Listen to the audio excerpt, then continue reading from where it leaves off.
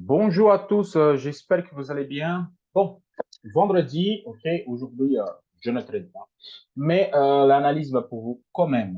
Bon, le PIB trimestriel, déjà, elle était négative, donc ça veut dire que je ne vais même pas regarder les graphiques. Déjà, je sais que ça corrige à niveau de DAX. Ok, c'était bon, le bas qu'on attendait. Et pour les Américains, il y a la PCE, c'est tout. Ok, il y a ici les ventes de logements, mais ça ne nous intéresse pas. Cela, ça nous intéresse ceux-là qui traitent le Forex, le LCD, et ainsi de suite, ainsi de suite. OK, ou SDJPY et tout ça. Mais pour nous, qui traitent les indices et les gold, ça ne nous intéresse pas. La PCE, oui, nous intéresse beaucoup. OK, donc sur la PCE, ça va être un petit peu à 0,5, 0,6. OK, parce que c'est ça la perspective que moi j'ai vue hier, ça parle un petit peu sur le marché des 0,5. C'est parfait. On peut avoir un rebond technique, comme ça, on peut sauver la zone mensuelle sur les indices. OK? Et on peut sauver aussi la zone de 50% que je vais vous montrer sur les gold. Bon, je vais passer directement sur TradingView et de reste, il n'a plus rien du tout. OK? Ce discours ici, il n'a pas d'importance parce que lui, c'est en troisième en position à niveau de fonds monétaire. Donc, on va exclure, on ne regarde pas. Je passe sur TradingView. On a quoi sur TradingView? Là. OK, sur TradingView, on a les gold. Ah, gold. OK, on peut commencer par les gold. Pas de souci. Donc, pour les gold, on arrive sur notre zone des 61 qui s'appelle rebondir en fois. Les 7 lignes bleues, c'est ma référence. En fait, cette grosse chandelier hebdomadaire, c'est le chandelier que je travaille depuis 2021. Okay, depuis que j'ai eu là, c'est ma référence. Avant, ça était en neutre. Maintenant, j'ai changé pour celle-là. Donc, depuis 2021, je le travaille. On a fait la hausse, on a fait la baisse de même taille et lui, c'est une référence parfaite. Donc, nous sommes à 50% de lui. Et par hasard, les 50% de lui, ça donne les 61 de Fibo qui sont au niveau de retournement. Bon, c'est hyper simple pour la semaine prochaine. Si on clôture inférieur à 18,20, je vais continuer à vendre jusqu'à 18, 17,90 et pourquoi pas la base de mon grand chandelier qui c'est le 17,60. Point basta, OK? Par contre, si on clôture exactement à 18,20, bon, pour la semaine prochaine, je fais des achats ou je fais des ventes. Ou le marché, il va me donner la direction, je peux les prendre.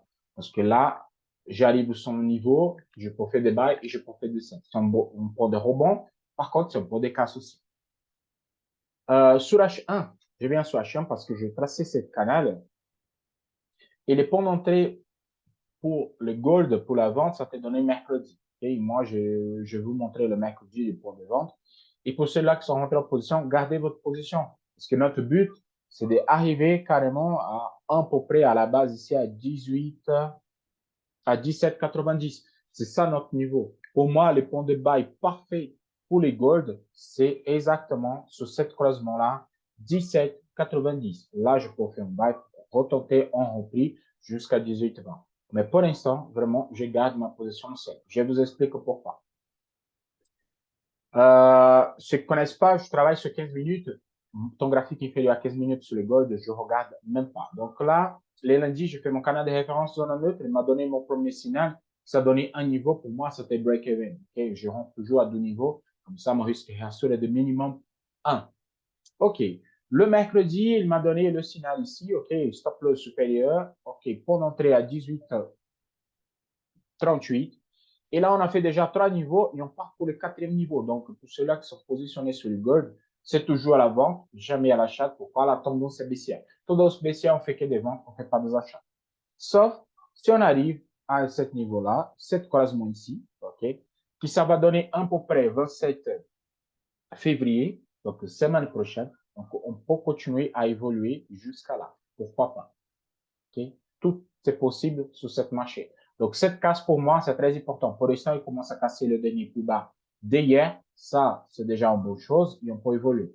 La casse de la trendline principale ici, aussi, ça me donne un excellent, la moyenne okay, de mon canal. Ça vous donne aussi un indice qu'on va venir vers le bas. Par contre, on rebond à ce niveau-là, sur le 18-16, c'est possible. Ce matin, je crois qu'elle donnait un signal. Voilà. Ce matin, elle a donné un signal, mais moi, je suis plutôt sur ce signal-là. C'est le signal de mercredi qui s'est déclenché toute la baisse. Ceux qui ont la patience, vous êtes encore positionnés. Et là, c'est juste attendre que le marché coule tranquillement. Donc, toujours des ventes, pas des bails. pour décasser le dernier plus bas d'hier, soyez attentifs si vous rentrez en position. Soyez vraiment attentifs si vous rentrez en position sur les goals. C'est vendredi, je vous conseille, si vous êtes positionné à l'avant, stop loss au prix d'entrée, clôturez 50%, laissez tourner au maximum. Si vous n'êtes pas positionné, attendez lundi pour voir la direction que le marché va prendre et à partir de là, vous pouvez vous positionner sur un niveau clé majeur. Je vais passer pour le Bitcoin parce que le Bitcoin est l'analyse rapide. OK, le Bitcoin, il ne veut pas évoluer. Donc, le Bitcoin, cette semaine, les vendeurs, ils sont fortement présents. Vous pouvez voir.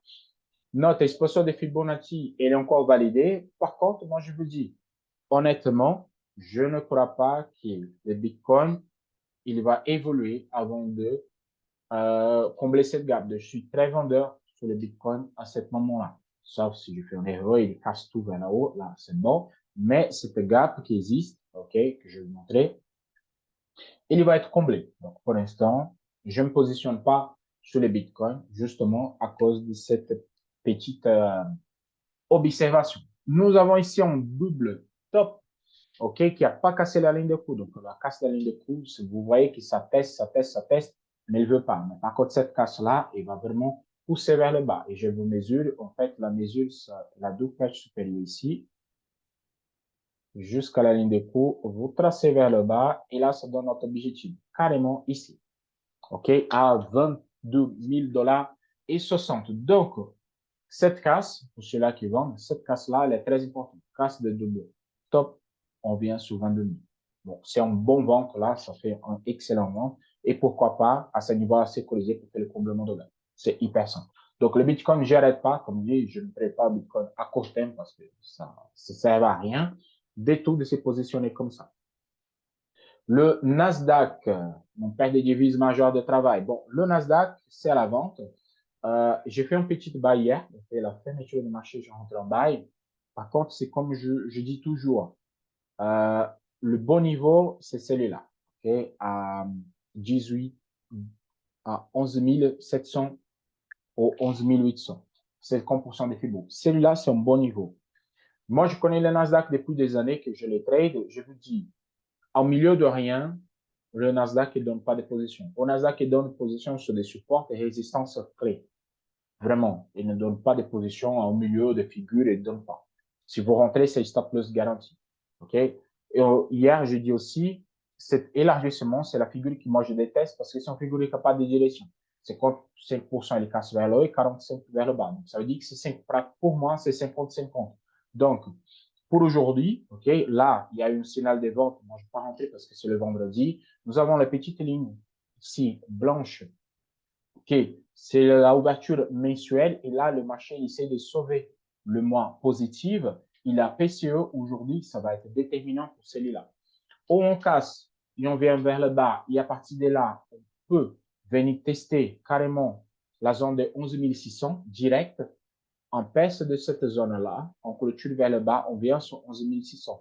Je vous dis pourquoi je vous dis ça. Si vous regardez le bougie mensuelle, elle peut me faire un doji en toupie, un chandelier d'indécision. Pour faire cela, il faut qu'elle vienne tester la board et le retourne vers là-haut. Donc, semaine prochaine, il faut faire ce mouvement-là.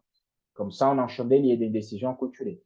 On a déjà récupéré tout le mois de février, toute la hausse. En 3 jours, on a tout baissé et on peut continuer à faire des baisses et les hausses pour la semaine prochaine. Donc, je crois qu'ici, il va me faire chandelier des décisions. C'est une clôture négative le mois, ça veut dire qu'en concret, c'est là que je dis, le Nasdaq, il va faire une grosse range jusqu'à juillet. Voilà.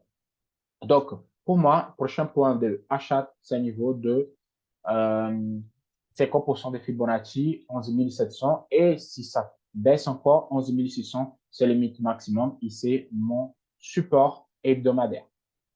OK? Sur 15 minutes, moi, je vous dis, comme je ne me positionne pas beaucoup de fois à la semaine, je me positionne 2 fois. Cette semaine, les 12 fois, c'est largement suffisante. Je vous montre le lundi.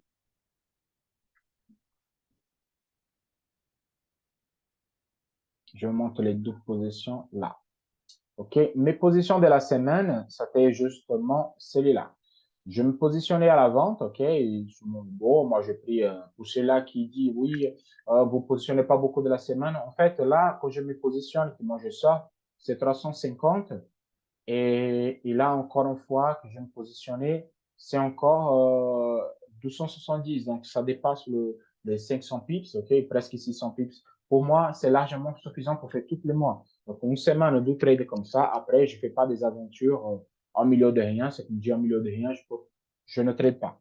Je pouvais prendre cette position à la vente, oui, parce que j'ai ma zone de résistance qu'elle est là, hebdomadaire. Je pouvais prendre, mais là, c'est vendredi. Je ne veux pas je ne veux pas rentrer sur ce type de position. Vous pouvez la rentrer, là, break-even et attendre au niveau plus bas. Donc, pour moi, c'est largement suffisant. On va attendre la semaine prochaine pour s'y positionner correctement. Donc, à mon avis, sur le Nasdaq, il n'y a rien à faire aujourd'hui. OK? Les Dow Jones.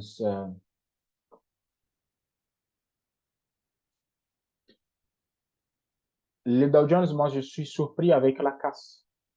Effectivement, la casse de cette drapeau au triangle, c'est là que vous voulez faire. Pour moi, c'est plutôt un drapeau. Je suis surpris avec cette casse. Et moi, je suis très honnête avec vous. Pour moi, je mesure le taille et je le projette. Ça fait hyper mal parce que je viens sur mon dernier support à ici à un niveau de 31 000. OK, je vais mettre 31 000 chiffres ronds. Donc, c'est très basse. OK, c'est vraiment très basse. Donc là, je passe complètement vendeur sur le Dow Jones. Si la clôture d'aujourd'hui se donne à ce niveau-là, je passe vraiment vendeur. Pas maintenant, mais parce que je peux avoir un rebond à cause de niveau de 32 840. Donc, si on clôture aujourd'hui inférieur à celui-là, il y a une testé, si on clôture vraiment, là, je peux continuer à vendre jusqu'à 31 000 chiffres ronds. OK? Donc, faites attention avec pour la semaine prochaine pour voir ce type de correction plus conséquente sur les indices.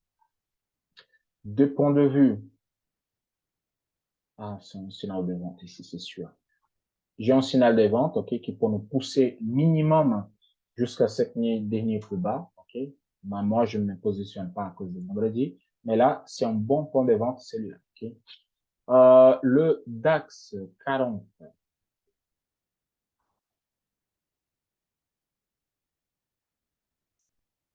Le DAX, c'est comme je dis, je traçais hier cette range, avant-hier, pardon, cette range, et là, c'est la même chose. On arrive supérieur, on vend, on arrive plus bas, on achète. Donc, il n'y a pas grand-chose à voir sur le DAX. C'est juste à observer le canal. Par contre, il y a une chose juste intéressante sur le H1. Laisse voir, je crois qu'ici, on fait Fibonacci.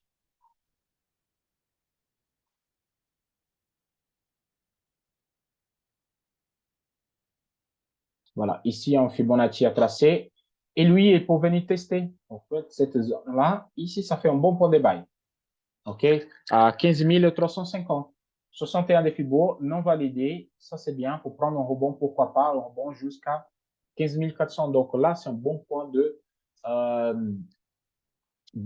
bail. Surtout que j'ai un beaucoup ce type de zone qui prend le 61 de Fibo plus le trade line. Et ça fait un pullback sur le temps graphique supérieur, en fait, sur le temps graphique de H4.